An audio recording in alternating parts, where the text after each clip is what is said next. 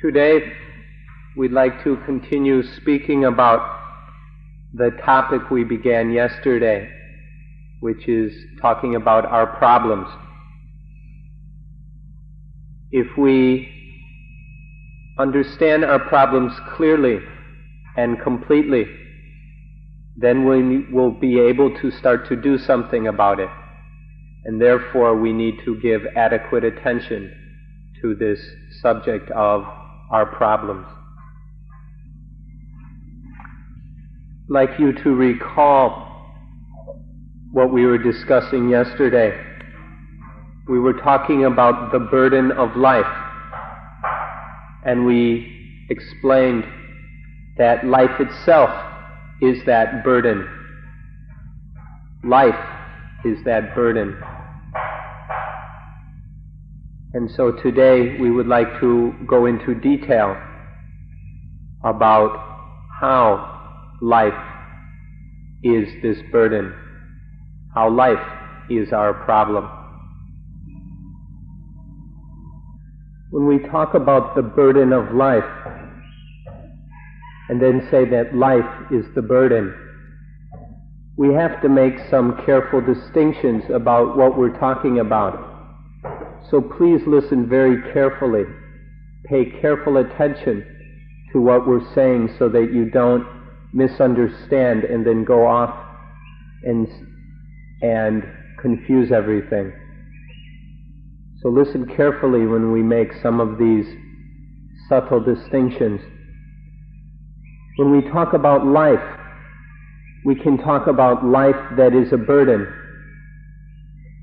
But if we look carefully, we'll see that there are two kinds of life. There is pure life, or the essential part of life.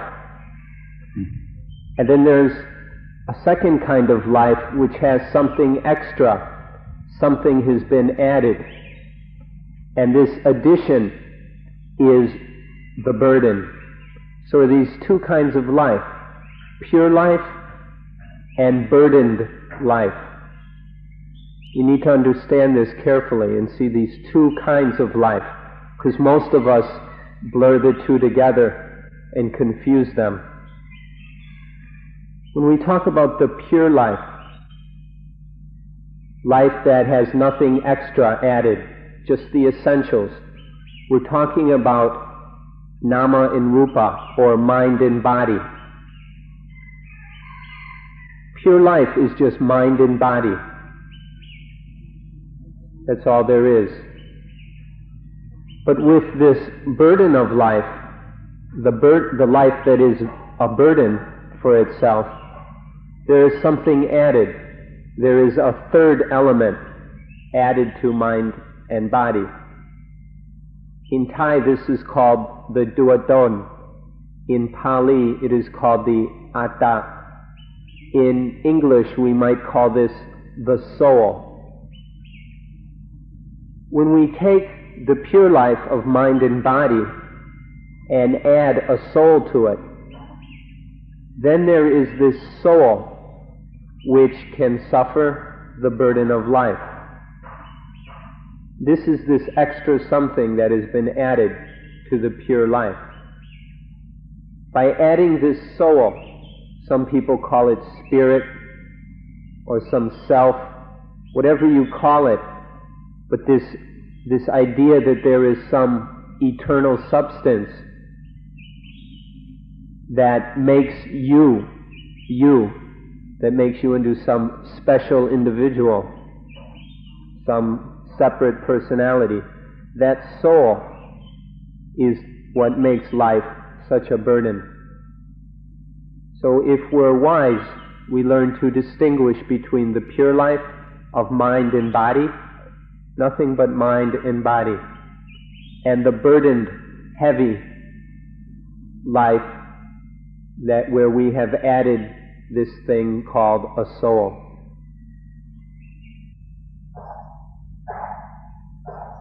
Now when we talk about this extra thing, the soul, this can be quite a problem for many of us. In fact, often when we say that there is no soul, many people get worried or angry. Their attachment and identification to this idea of a soul is so strong that they actually get hostile and aggressive towards us if we begin to say there's no such thing. So we need to explain this a bit so you won't get mad at us. The idea of a soul is common to all of us. So this is why we have such difficulties understanding what we're talking about when we say there is no such thing as a soul. Whether we come from the East or the West, everybody has some kind of ideas and belief in a soul. Every one of us, absolutely. It's a fundamental illusion that arises in all human minds. This illusion of a soul is a burden for each and every one of us, whether we're from the West or the East. The Indians, Thais, Chinese, everybody is walking around with this idea of a soul, or a self, or an Atman, or whatever we want to call it. So we have to look at this and see if there really is such a thing. An example of what happens with this idea of a soul, or how it works, is, for instance, a child is walking somewhere and it bumps into a chair. We've probably all done this ourselves. The child bumps into a chair and all of a sudden it gets angry at the chair. Maybe the child's leg hurts or something, and it's angry at the chair for making his leg hurt. And so the kid kicks the chair. He maybe kicks it really hard because he's really angry at this chair. What has happened is the child has turned the chair into a little soul. It has identified this chair as an individual thing and given it a personality. And since the chair has aggressively attacked the child strikes back in anger. And so we see this silly incident of a child kicking a chair with anger. And this kind of thing happens all the time. This is the result of not understanding the way things are. The child is ignorant about the reality of a chair. A chair has no personality. And so it's absolutely ridiculous to get angry at a chair or at any inanimate object. But because of ignorance and not knowing, not understanding, this illusion of a self, of a soul, arises, not only towards the chair, where this idea of a separate soul entity arises in the child's mind regarding the chair, but it also arises in the child's mind as I, who is different than that chair. And so the situation for conflict and anger arises. This is a fundamental illusion constantly being conditioned in the human mind, in the mind of all sentient beings. And this is rooted in ignorance through the lack of knowledge about truth and reality, or we can say the Dhamma. So in this way, this illusion, this idea of a self is constantly arising in the mind. This idea or feeling that there is a self is real. The feeling itself really happens. We experience it constantly. As you listen, you're probably turning me into a soul and you, the listener, into another soul. This idea is constantly arising. This illusion is real, but there's no reality behind the illusion. The idea that there is a self happens, but there is no soul. It's just an illusion. And so we're working with all these illusions, imparting this soulness, this individuality, personality to things all the time. We're constantly doing this because of our lack of understanding. This ignorance genuinely arises, but what we think exists, i.e. a soul, doesn't.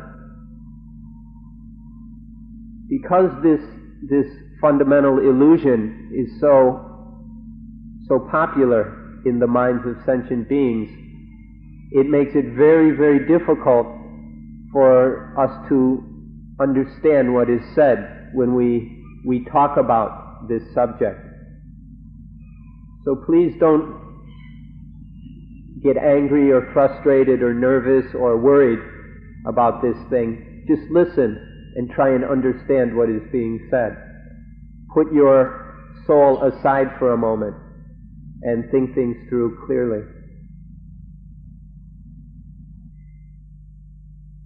Now this soul, this idea or illusion of a soul, is something that's buried really deep in the mind. It's really stuck in there and mired in strongly.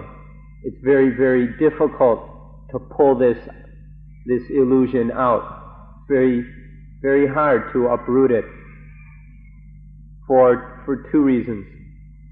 The first reason we touched upon is that this idea of a self or soul arises by itself.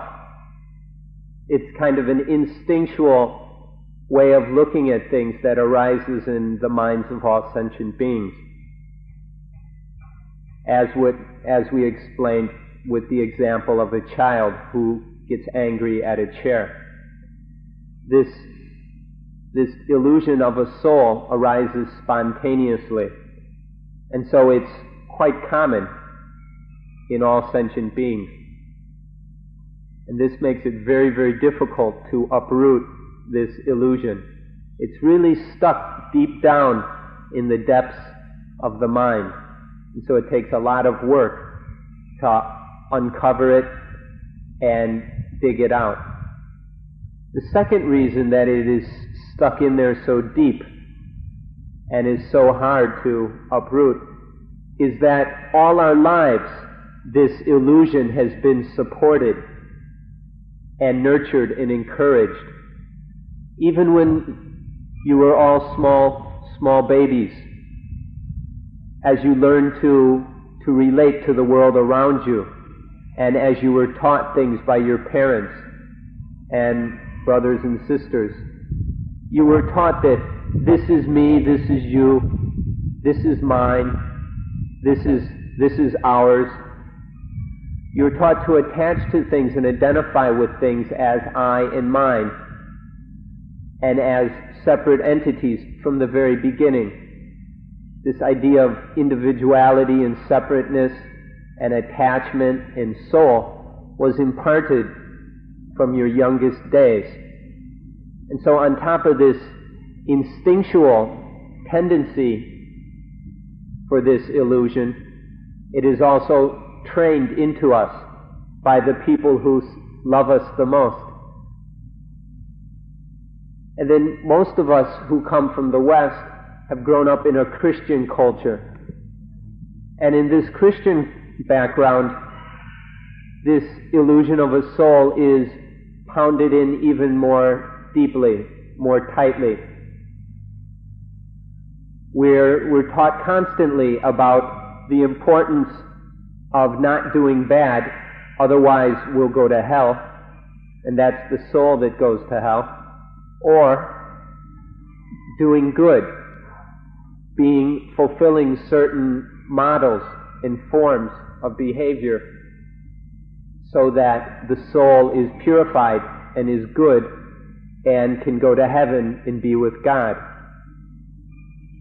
This idea of a soul is constantly reiterated in the Christian teachings, and so it is very deep and strong within our minds.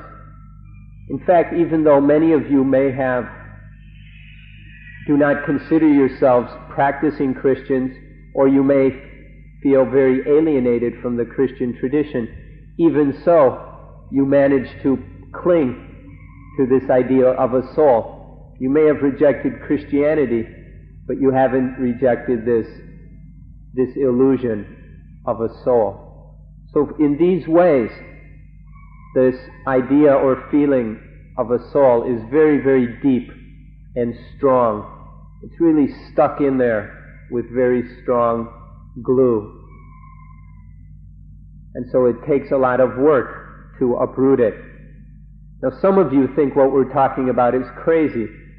You think it's ridiculous and silly that this idea of a soul can be gotten rid of. You're shaking your heads and thinking these monks up here don't know what they're talking about. They're talking about something that isn't even true. You may not believe it. That's up to you. But we encourage you to listen very carefully, because we're going to be telling you how it is possible to uproot this illusion of a soul, which is the cause of all the burden of life. Even though this idea of a soul may be an illusion, we nonetheless grasp onto it and clutch at it very strongly and very tightly. We're all afraid to let go of it. So that when we talk about uprooting and getting rid of this illusion, to most of you that sounds like killing yourselves. You think what we're saying is to kill yourselves, to commit suicide. Your attachment to this illusion is so strong that you interpret what we're saying to mean killing oneself.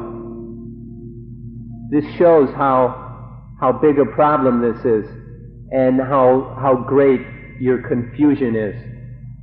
And therefore we have to really look at this carefully. So what we'd encourage you to do is take a fresh look at this issue.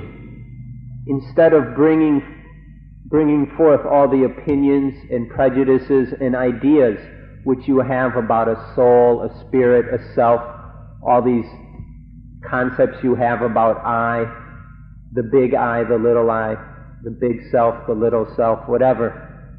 All these ideas, put them aside for a while if you can.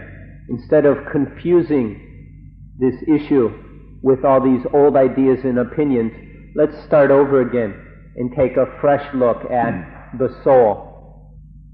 Let's come at it as if we are brand new, with clean, clear minds that are not clouded up with all the old baggage, with all the old conditioning. Let's look at the soul freshly and see what really is there. What's this soul? What's this illusion really about? So don't get nervous or afraid, and don't be judging everything that is being said. Instead, approach it with a brand new mind, so that you can maybe see the truth that is being discussed. The reason we insist on you listening carefully is because many people walk away with a confused understanding. For instance, don't think that what we're saying is you have to kill yourself or commit suicide. If you understand our words in that way, you're not listening. We're not saying to kill yourself or destroy your life. We're not saying that life must be done away with. What we're talking about is freeing life of this illusion of soul.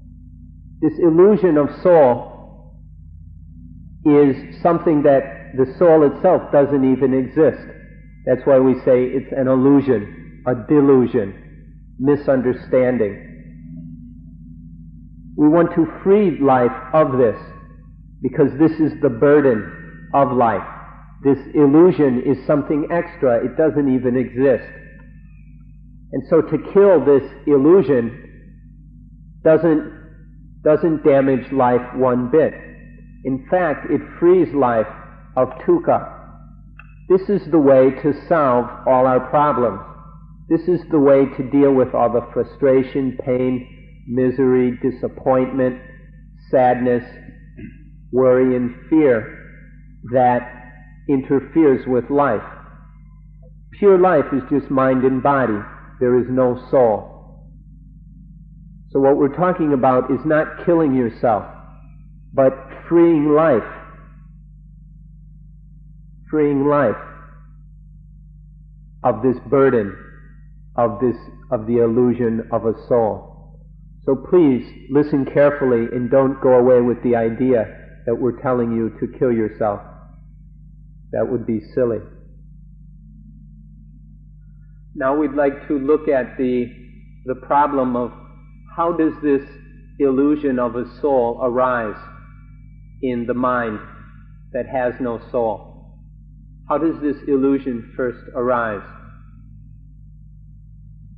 The fetus in its mother's womb, before birth, that fetus has no conception or ideas about a soul. But then there is birth. The fetus is born as a child. And then that child its sense organs will begin to function. We mentioned yesterday the ayatana.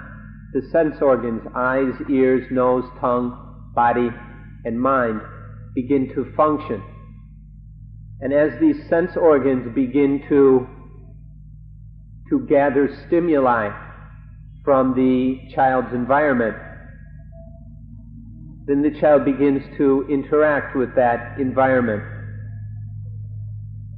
For sure, there is at least something happening, like the child drinks some milk from its mother's breast. And there is this taste experience. The mouth of the infant tastes the milk, and it likes it. The milk is pleasing, satisfying, enticing. And this gives rise to the Vedana that we spoke about so much yesterday. The infant, this pleasant, this good tasting milk, the milk tastes good. It satisfies the infant's hunger. That's an experience. And then the mind of the infant is drawn towards that taste in a positive way, and this is the pleasant feeling, the pleasant Vedana that causes so much trouble. So as the infant is pleased with this milk, satisfied by it, it likes it, there then begins to arise in the mind of the infant the idea or feeling. It may not be an intellectual idea, but some kind of feeling of an I. The I that is pleased, the I that is satisfied, the I that likes. I like, I am pleased, I am satisfied. This I arises in the infant. Because of this I, then, as it happens over and over again with all sorts of different experience, as it's nurtured and supported by the child's parents and by the other beings around it, this idea is supported and grows into the idea of a soul. At first, this idea of an I just arises and passes away with these different feelings, with the attachment to these feelings. But as this happens over and over again, it becomes a habitual way of relating to life. And so the I no longer is something temporary, but it grows into what we call a titi, or a view. When we use this word view, we don't mean a flexibly, loosely held opinion. We're talking about a deep-rooted bias and prejudice of the mind that is very stubborn, very narrow-minded. The mind is unwilling to look at this view with any objectivity. It's completely absorbed into this view that there is a soul. So in this way, the illusion of a soul arises and becomes a view, a deeply ingrained habitual bias that everything is seen as a soul. This view cannot be challenged. It's clung to so strongly that the mind will not challenge it. It will not listen to reason. It will not even observe this situation carefully because it's clinging to it so tightly. And that infant or the child, as it grows into an adult, just solidifies and ossifies this view more and more. It believes it, it's sure of it, it thinks always in terms of a soul, and there's no way that any truth can shine into the situation. So this is how the idea, the illusion of a soul arises in the newborn's mind. Originally the mind is free of this, but then through experiencing sensual activity, the pleasant feelings condition the sense of an I, and then this I becomes habitual, and then we are left with the illusion, the view, which colors all our ways of looking at things, this view that there is a soul. And this is how we make the soul, which does not exist, becomes a real thing in our minds. There's no such thing as a soul, but this view of a soul becomes something real. And then it's a burden of life. Now once this I arises, there immediately and automatically follows the sense of mind. There is first the illusion of I, and once this is established, there follows the illusion of mine. And then from the mine, there is the illusion of myself. There's the I, the sense of possession, of possessing, and then the myself, the things that we possess, that we identify with and attach to as mine. These three things together we call upadana. Upadana is a Pali word we can translate as attachment or grasping and clinging. And there are many different words which flesh out the meaning of the word upadana.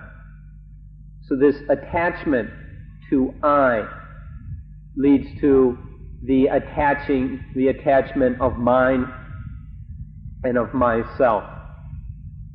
And in this way, all sorts of things become burdens to the mind through this attachment, this clinging to things as I and mine. This is the problem of life, is that because of the Vedana, some experience gives rise to a pleasant feeling, and then this leads to the sense of an I, and the attachment to things is mine. So with the infant, there is the pleasant feeling, the infant is pleased, and then within the infant's mind there is I am pleased, and then the attachment to that feeling as my feeling, my pleasure, my happiness, my satisfaction. And then there's even the attachment to the milk, my mother. and things like this. And all other experiences are working in the same way. Through this, the Vedana, arises the attachment of I and mine. And in this way, the mind starts attaching to everything. All the different things which are coming, which are meeting up with the mind, which are making contact with the mind through the senses, all these things are attached to and become I and mine. And so we make burdens out of everything. We turn everything into an illusion of self, that is either I or belongs to me. And things get heavier and heavier, and life becomes more and more burdened down with all this unnecessary illusion and attachment. It gets so carried away, in fact, that we not only attach to the pleasant things, to the nice, satisfying experiences that happen, the mind also goes and attaches to the unpleasant things. I hurt, I am sick, my pain, my disease, my death. This becomes so habitual, all this attachment. The illusion is applied with all sorts of experience, whether pleasant or unpleasant. And so many of us get so carried away with all this that we even start talking about my world. We go and attach to the entire world. We claim the whole thing to be mine. This is how this whole process gets really carried away, and how our pride and ego really know no limits in this illusion and attachment to everything, to the point that we even think of this as my world. And we think that everything in my world belongs to me. And thus we make a burden of the entire world and everything in it. Take a look at all this. Look at it clearly, without any prejudices, and see if this isn't what's been happening. So we've been talking about how this illusion and all this attachment arises, and how that's been working throughout our lives. So now we come to the present, to today, as we're sitting here. What are we going to do about all this? What we need to do is learn to discriminate between two situations. We have to be able to observe carefully and notice the difference between when this illusion of an I, of a self, of a soul, arises in the mind, and the situation when there is no such illusion, when the mind is free of the soul illusion. We need to be able to look carefully, to observe the mind very, very closely, with great hunger to want to see this, until we can discriminate between the two conditions. The condition of when the mind is burdened with this illusion, and when the mind is free of this illusion. This must be discriminated. When we begin to see this, that there are these two different conditions in the mind, we'll see that the condition of the illusion of soul is very, very heavy. And then you'll understand what we're talking about when we say the burden of life.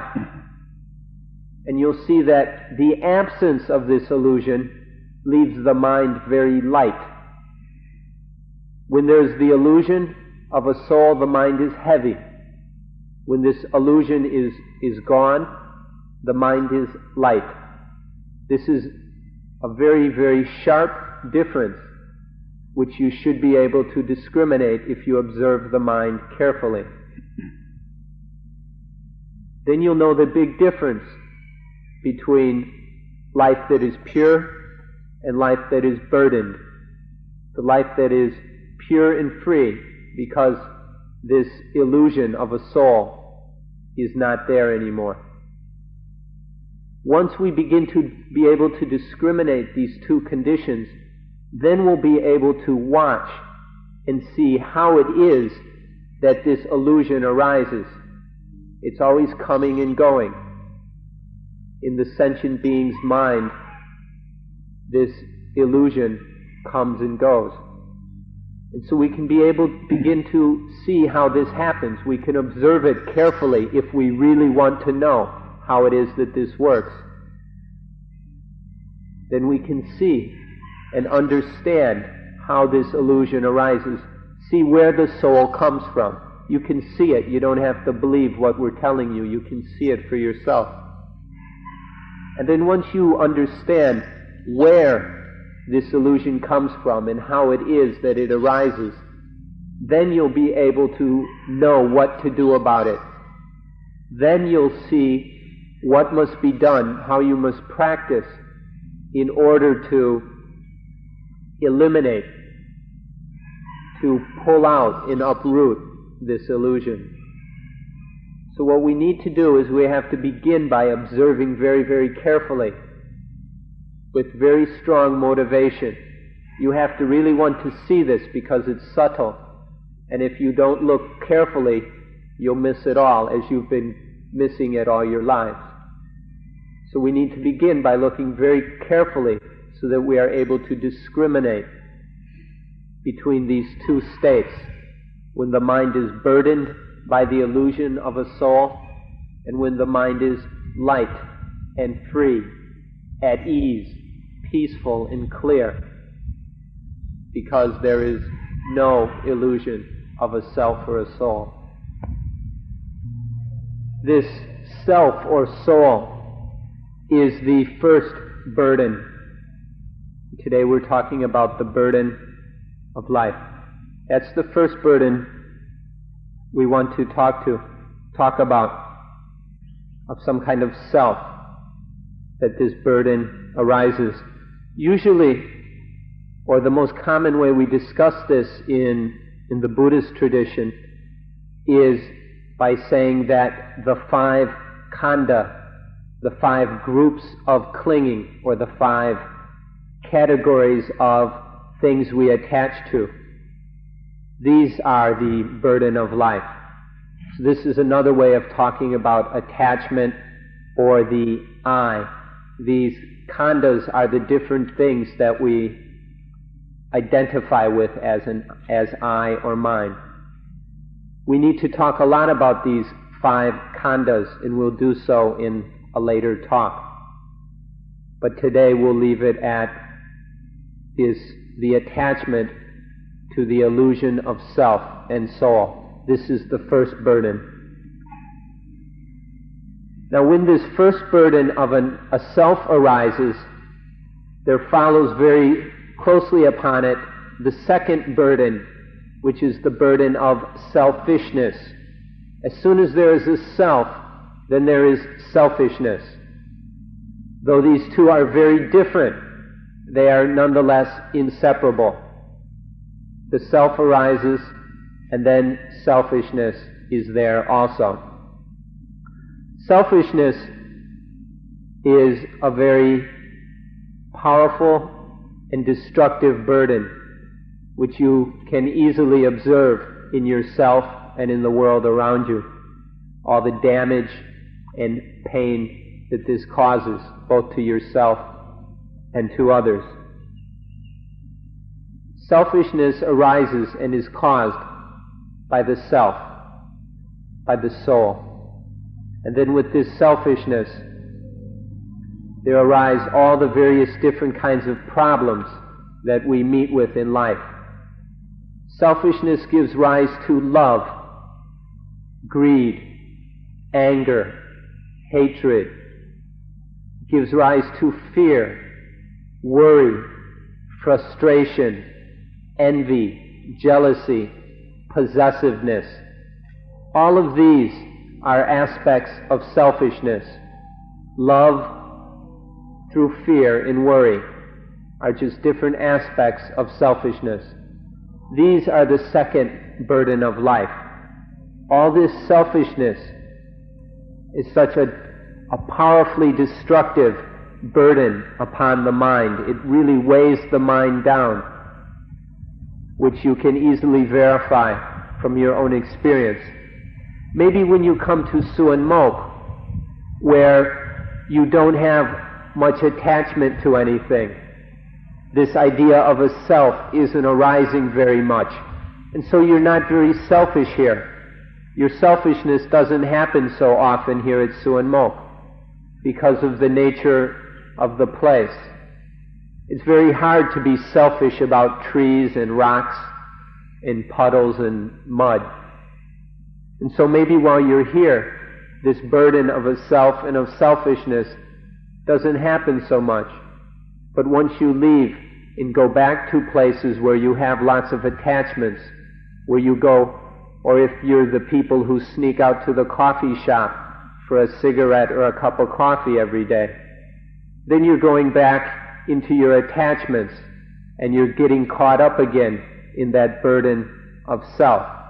Or when you go back to whatever situations you're in where there are responsibilities and attachments, where there are all kinds of things that are I and mine, then you are under the weight of these burdens. The first burden, the burden of the soul, and then this second, very destructive burden of selfishness.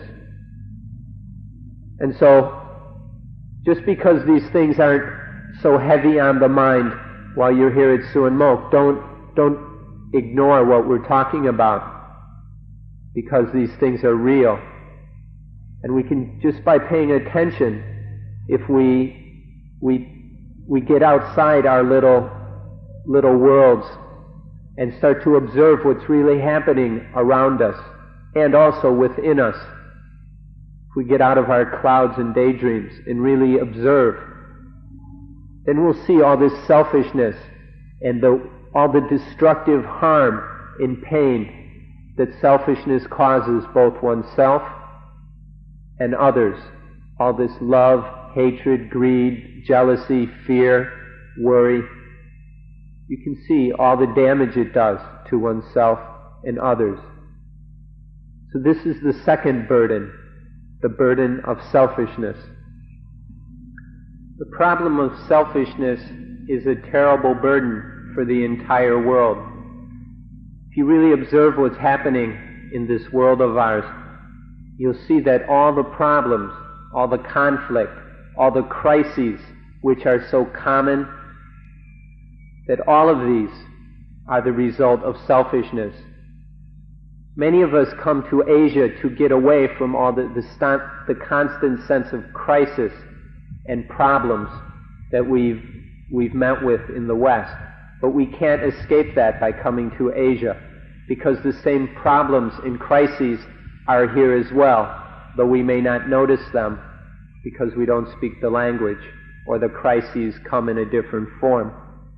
But the whole world is under this burden, and this burden, all these crises, all the war, all the competition, exploitation, destruction of the environment, all the pollution, all these terrible problems, the population growth that is still out of hand in much of the world, the way certain countries pile up food while people starve in other countries, you can trace all of these back to selfishness. It doesn't take much thought.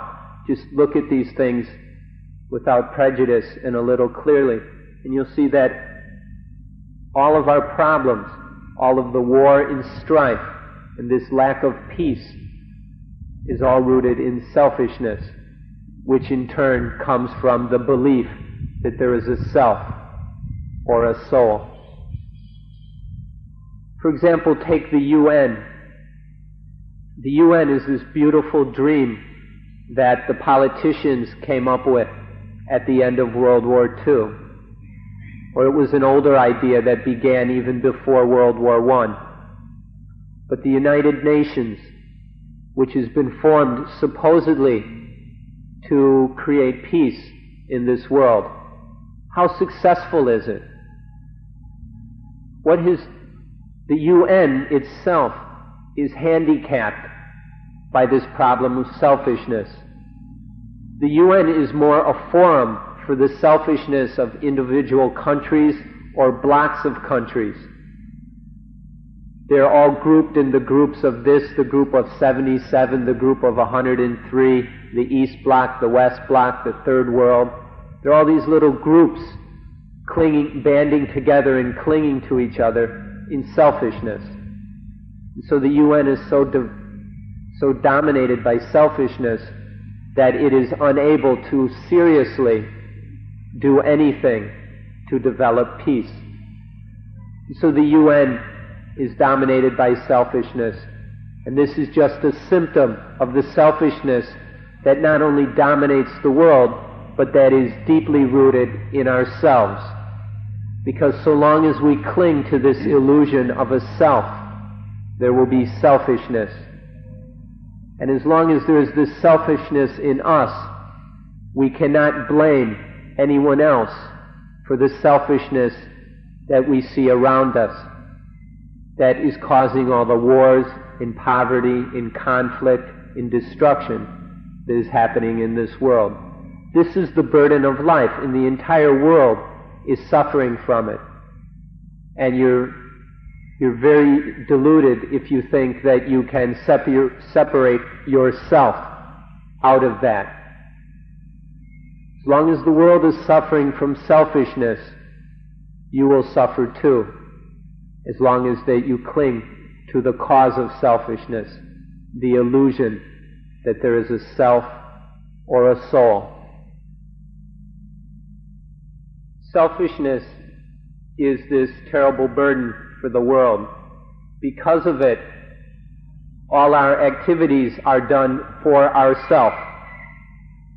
Everything is oriented to ourself, not to what is right, what is correct, what is best. And so this is how selfishness prevents the arising of Dhamma, or doing what is correct, what needs to be done. This is this terrible problem for the entire world. And it's also a problem for us because each of us is in the world. We're part of the world. And so this is our problem as well. However, it is beyond our ability to change or to solve this world problem. It is beyond each of us to destroy all selfishness in the world. So let's bring it back down to ourselves, to our individual problems. We wanted to illustrate the importance of selfishness, and so we talked about it as a world problem. But let's come back to our personal problems of selfishness. Selfishness arises because of the Vedana, as we talked about. There are the Vedana, these feelings towards our sensory experience. We like things, we dislike things, and we're uncertain of other things. And as we mentioned, these Vedana are our masters. We're at their beck and call, doing whatever they tell us to do. We're slaves to the Vedana. With the arising of a Vedana, this conditions what we call the Kilesa, which is another good word to remember. Kilesa. K-I-L-E-S-A. In Thai we say Gilet or Kilesa. You might say Kilesa. We can translate this as mental defilement or mental impurity. These are dirty, foul things which besmatter the mind, which pollute the mind. The defilements arise because of selfishness. They arise toward these feelings. There are three basic kinds of defilement that we can talk about, and it'll be obvious how they're related to the three kinds of Vedana we mentioned. The first group of Kilesa we call Lopa, which are the Kilesa where there is a trying to get. There's a drawing toward movement of the mind. The mind is trying to acquire, to get, to become things. This is the Lopa, often translated greed or lust, category of Kilesa. And it's the characteristic of it is a mind that is trying to scoop up everything and get everything it can get its hands on. The second category of Kilesa we call Tosa. This is the opposite of the Lopa group. Tosa is trying to get rid of things, knocking them away, hitting them, kicking them, going so far as to kill the things we don't like. This is translated often anger, aversion, ill will, hatred. This is the Tosa group of defilement. The third group is the Moha group. This has the characteristic of the mind running round and round in circles around the object. There's neither the trying to accumulate and get, or the trying to get rid of or destroy, but there's the confusion, the delusion of running round and round the thing, the object, because the mind doesn't know what to do, so it just runs round and round in circles. This is what the Kilesa do to the mind. There's either this greedy, acquisitive kind of mind that's trying to rake in everything, or this angry, ugly mind that's trying to get rid of things and destroy them. And then the confused mind that is spinning round and round in circles without knowing what it's doing. These are the Kilesa, and they arise in response to the Vedana. And the Kilesa are all rooted in selfishness. If you observe the mind closely enough that you see the Kilesa in action, when you really see the defiled mind, then you'll know what a burden these things are, how dirty and ugly they are, what damage they do to the mind. And then you see this, then you'll be seeing what our problems are. These Kilesa, the defilements of Lopa, lust and greed, Tosa, anger and hatred, and Moha, delusion. These are our burden of life. Once the Kilesa of Lopa, Tosa, and Moha have arisen, they give rise to the next burden. There's the word Kilesa, which means defilement. And every time one of these defilements arise, they leave a little something behind. They're like pigeons. They always leave something behind. And what they leave behind piles up in the depths of the mind. And this pile of dirt and filth that is left behind by the defilements we call the in Thai anutsai, or in Pali the anutsaya. The anutsaya are this is a familiarity with defilement that has been built up. It's this dirty, filthy pile of tendency towards greed, anger, and delusion, which piles up in the depths of the mind, or we could say the substratum of the mind. It's not so important where in the mind this is happening, but if you observe the mind, you'll see that it is happening, that this tendency, this familiarity with defilement is being developed. The more these anutsaya pile up, the more these filthy tendencies develop, the easier it is for the defilements to arise. Each time a defilement arises, it strengthens the tendency to defilement. And so, if we allow this to continue, the defilements grow stronger and stronger, and the anutsaya becomes stronger and stronger, and the defilements occur more and more often. And so in this way, the tendency for instance, anger develops, and then anger itself happens more and more often.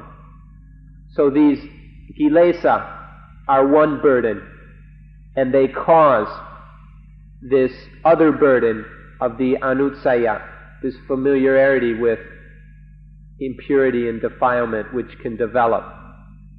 And then because of these anutsaya, they in turn can cause further kilesa. And this is how this whole problem of this burden can develop. If you really watch it and observe it and experience it, instead of trying to run away with it, deny it, or convince yourself that, oh, I never get angry, I'm never greedy, I'm never confused or stupid. If you begin to face these things, then you'll really see what a problem they are. You'll actually observe this burden and this weight upon the mind, and then you'll understand, not intellectually, but you'll realize through your own experience how much dukkha these things are. This is another aspect of the burden of life. These anutsaya, take a look back over your life and take a guess at how many times the kilesa have arisen. How many times have you been angry or greedy or confused? How many times has this happened? That's how much and how strong the anutsaya are. That's how strong your habitual kilesa are. Can you even guess how many times the kilesa have arisen throughout life? It's as if we had a big jar for storing water, and water dripped in it, one drop at a time. And after all these drops, the water in the jar begins to become more and more, and the jar begins to fill up. Each drop is a kilesa, and it begins to fill up the mind, and the mind becomes more and more full with these habitual kilesa, this familiarity and tendency toward defilement. Now imagine there was a leak, a small hole in the bottom of the jar, but the jar is filled up with a lot of water. Well, the water would leak out very quickly and easily through that small hole. In fact, it would shoot out because there is so much pressure. So as the defilement deposit all these anutsaya, and it builds up, there's this pressure which will shoot out through these little holes. That's what a burden the anutsaya are. These habitual defilements are this kind of burden and dukkha, because as they build up, they develop this pressure, and then that pressure shoots out through the cracks in the mind. This aspect of the burden of life needs to be observed. So through the arising of defilement, the tendency or familiarity with defilement piles up. Then whenever there is some sense experience, this can open up a leak in the mind. Whenever there is some sense object making contact with the mind, this can open up a small hole, and then the anutsaya can shoot out through that hole, and in doing so that becomes defilement again. So in this way, the anutsaya shoot out. There's a special name for this kind of defilement that is shooting out through these gaps these small leaks in the mind that are opened up by sense objects. These are called the asava. Asava means flowing outward, flowing out. So there's this flowing out from the anutsaya. This is called the asava, and it results in the same old defilements arising. And as this happens,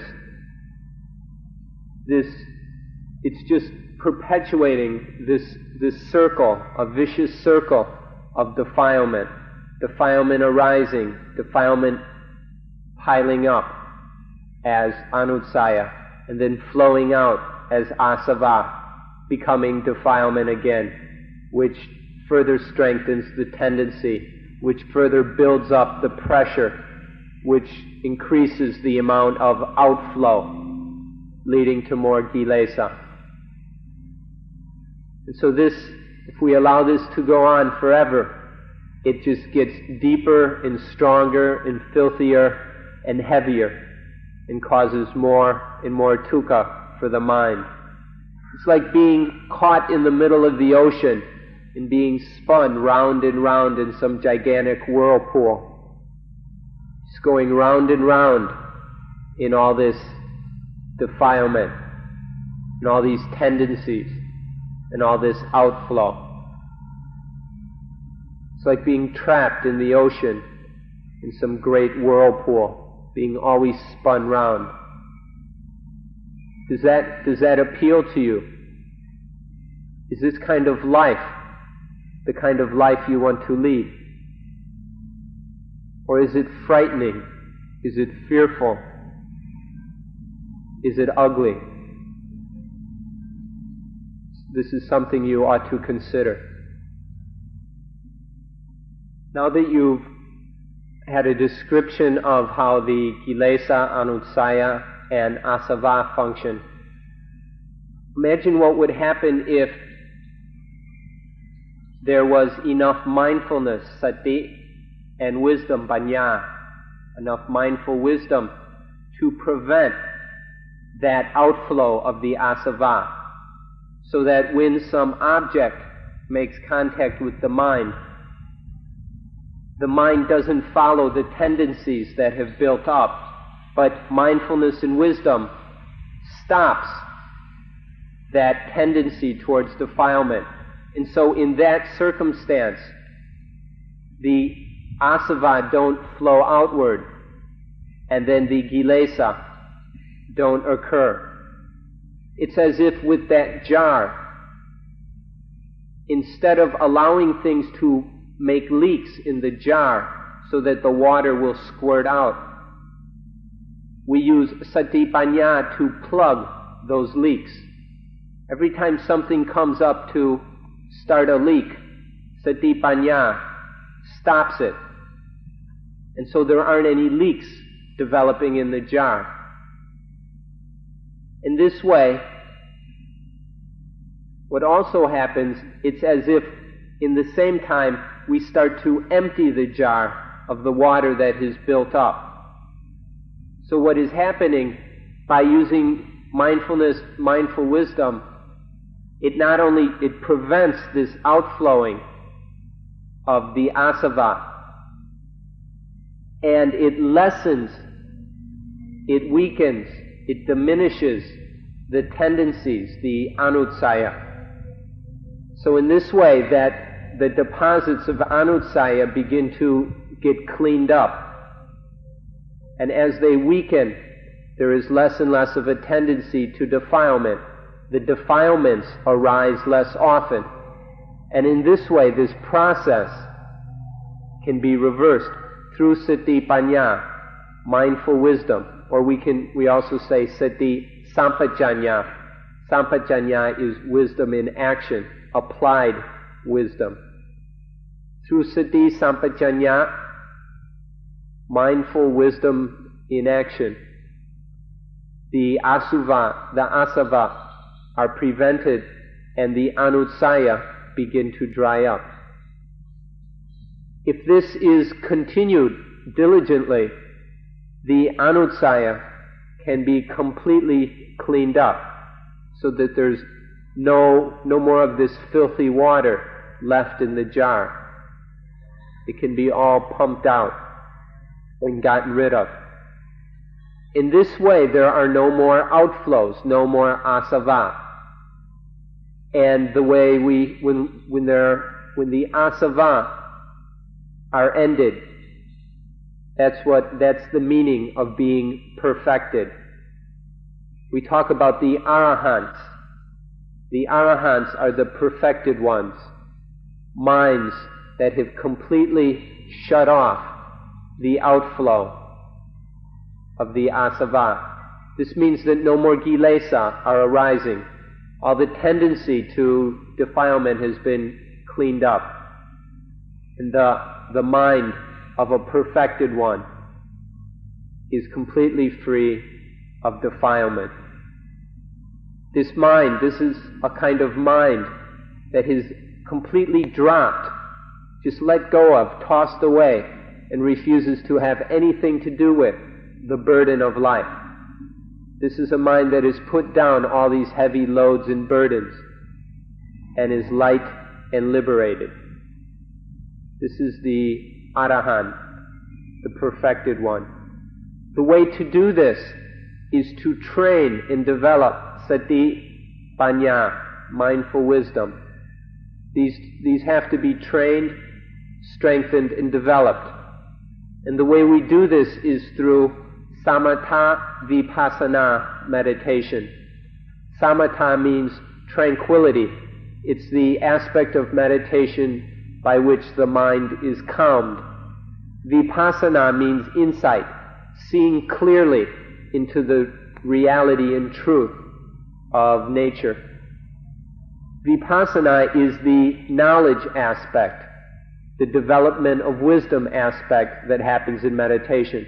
Sometimes we just say vipassana, or sometimes we say samatha vipassana. It's a way of describing meditation. If we just say vipassana, it still includes the samatha aspect, the tranquil, calming aspect. Otherwise vipassana will not occur. So through vipassana meditation, mindfulness and wisdom, or wisdom in action, are developed and trained so that they can be used to clean up the anutsaya and stop the asava from flowing outward into defilement. This is why we practice vipassana, to develop mindful wisdom. So let's go back and summarize this whole mess that's going on. It's all rooted in the illusion of a soul, this belief in some I, and the attachment and clutching to this I. All this mess, all these problems, this heavy burden upon life, all comes from the I. Because of this soul belief, because of this concept of I and the attachment to it, there arises selfishness, the second burden. Because of the burden of selfishness, there arise the defilements, a third burden. The various defilements pile up, deposit these piles of filthiness that we call the anutsaya, the tendencies, the habitual defilement. Another burden upon the mind. And those in turn lead to the asava, the outward flowing of defilement, a fifth burden.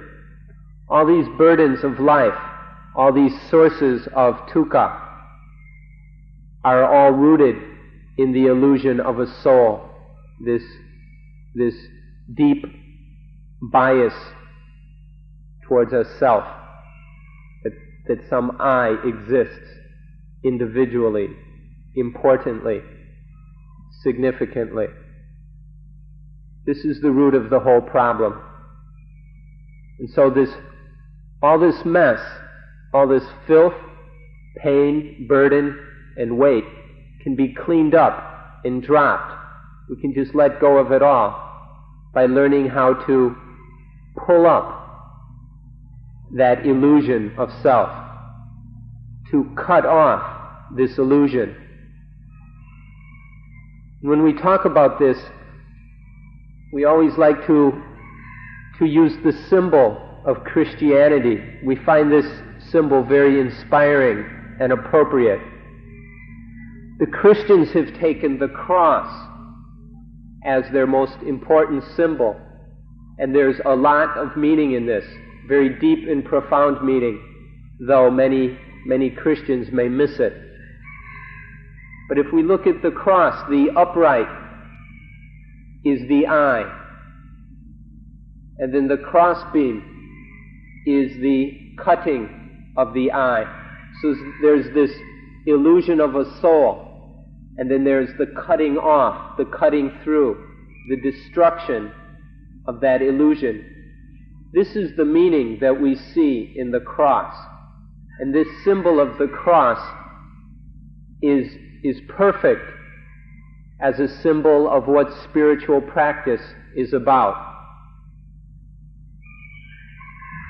In fact, we'd like to go so far as to even boast a little bit and say that Buddhists are better Christians than most Christians, because the Christians have this symbol of the cross, of cutting off the eye, but many of them aren't even concerned with this problem of the self and the soul. And instead of trying to carry through with the meaning of this symbol and cut off the eye, instead we often see Christians strengthening the belief in a soul, building up this illusion of an eye. But Buddhists are always trying to cut off and destroy this eye. And so we Buddhists are really making use of this symbol. The cutting off of the eye, the destruction of the illusion of self.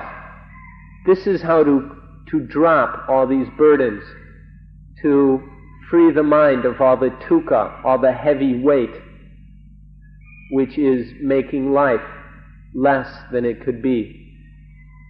Cut off the eye. Use the cross as the symbol of your life in practice. Cut off the eye, and you will drop all the burdens of life. You'll clean up all this mess of selfishness and defilement by following through with this symbol of the cross.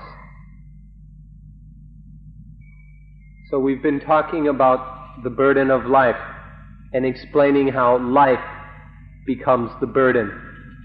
If you've been listening and have observed life as it's occurred to you, as you have experienced it, then you'll begin to see the truth of what's being said. Life becomes the burden because of this I, this self, this illusion of soul. This extra weight is stirred up and imposed upon life. And then as selfishness, as the self and selfishness in this vicious circle of the defilements, as all these things go on and are conditioned, these dominate life. And so the life as lived is nothing but self, selfishness, and defilement.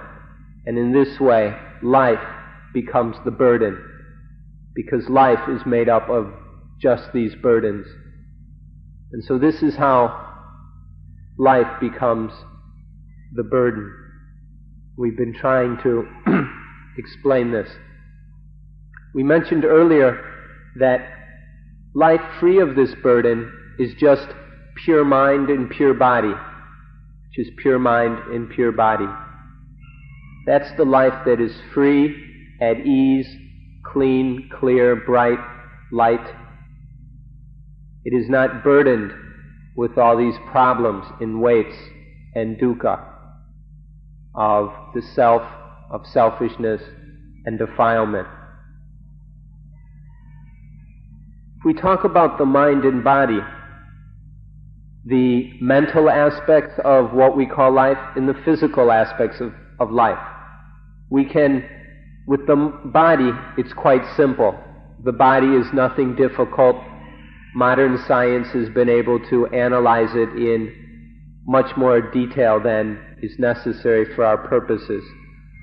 So the body aspect of life, this physical, material aspect of life is no problem for us in understanding.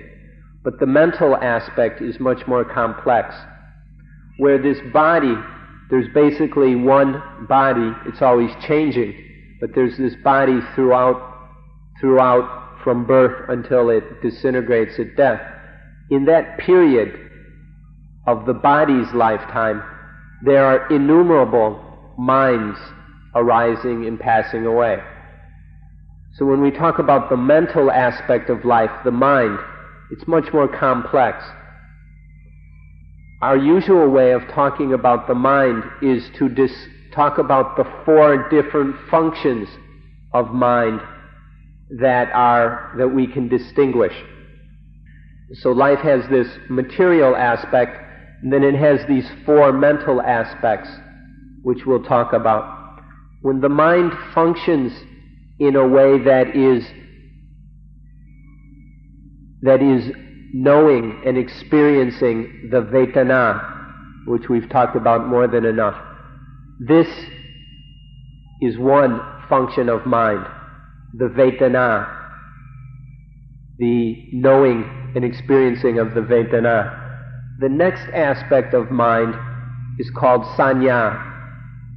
This is the mind functioning in the way of perceiving, of discriminating and distinguishing things.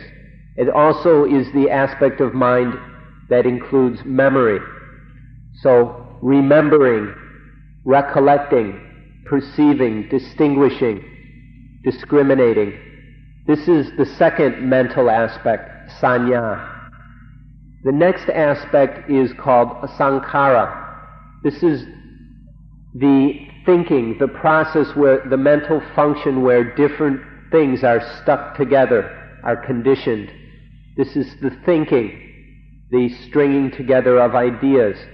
Or it can be the emotions, your sentiments, which are a different kind of conditioning, of formations happening within the mind. This is called Sankhara.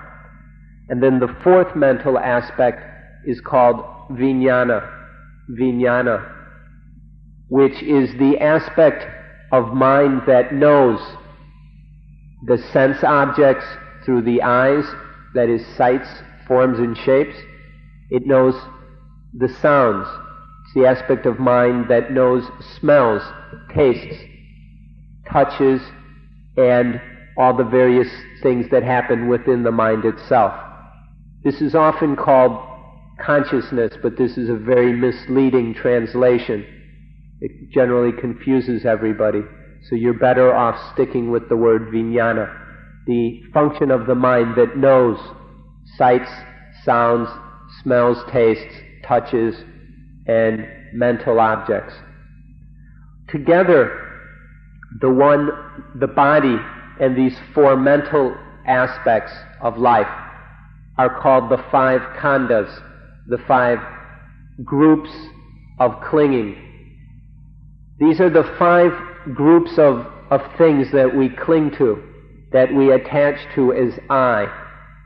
This is based in these five things is where this fundamental problem of the self or soul arises. And so these five khandhas are life. These are life. And when there is just the 5 khandhas, life is pure. But when there arises the illusion of soul upon these 5 khandhas, through this attachment arises the burden of life and dukkha. So understanding these 5 khandhas is very important.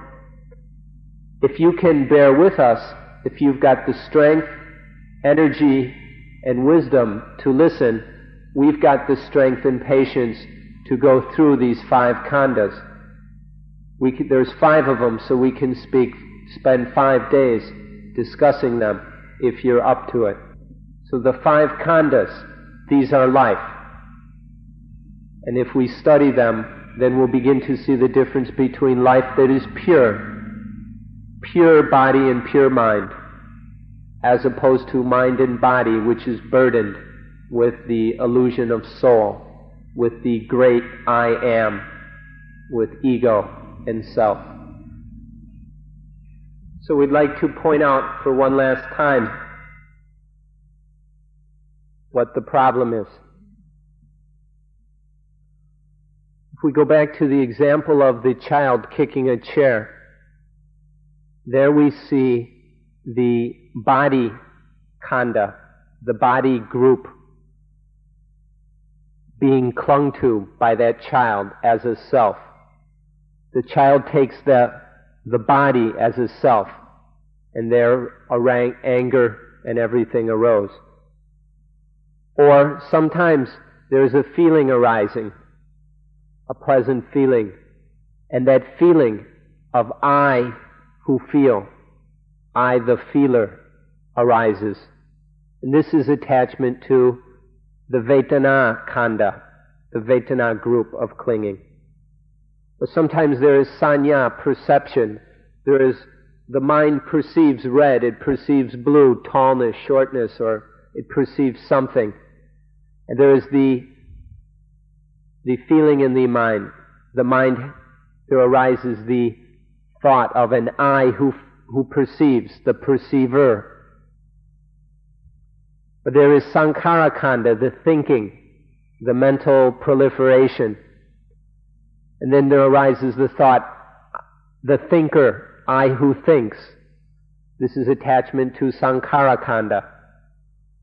Or then there's the vijnana, that which knows, the sensory activity, the seeing, the hearing, the smelling, the tasting, etc. And sometimes there can be attachment to this, the I who knows, the knower. And so on these 5, this is how these 5 khandhas, body, feeling, perception, thought, and knowing, sensory knowing, how these 5 can be bases for the arising of the self. The ignorant mind, the stupid mind that hasn't figured out the way things really work, as we explained earlier, goes and misunderstands and dredges up this concept of an I and attaches importance to it and becomes prejudiced in favor of this self or soul illusion. In this way, the 5 khandhas are used as a basis, the foundation for the arising of this illusion. So sometimes, basically, almost most of the time, there is some attachment to one khandha or another. Maybe now it's to feeling, then to the body, then to knowing, then to thinking or perceiving. So don't let this happen. Through this arising of this illusion comes selfishness and all the burdens of life. So why let it happen? Why allow this attachment to arise, this thinking, this kind of this feeling or awareness of the mind that there is the I who thinks, or the I who feels, the I who perceives, the I who knows, or the I body. Don't let this happen. For sure, don't get carried away as some Western philosophers have done, such as Descartes, who went so far as to say, cogito ergo sum, which is generally translated, I think, therefore I am. This is, I think, therefore I am, is nothing but attachment to the fourth khandha, to the sankhara, the thinking khandha. This is a misunderstanding of what is really happening. Yes, maybe there's thinking now, or perceiving, or feeling, or knowing, or body. At each moment there is one of these khandhas, but that's all. There's just this aspect of life, but that aspect is pure. It's either pure mind or pure body. There is no self or soul. So don't allow this confusion, this illusion, this foolishness to arise in the mind. Cut it off like the cross. Don't let it happen, and then the mind will be pure, life will be pure and light and free of all these burdens and dukkha. So this is the essential problem. We've been discussing what our problem is, the burden of life. By now you should understand how life is turned into the burden. But now we've also been pointing the way to freeing life from this burden, how to clean up life and bring it back to purity, so there's just pure mind and pure body, the pure khandhas that are not attached to as I or mine. That's enough for today. We will end the talk here. See you again tomorrow.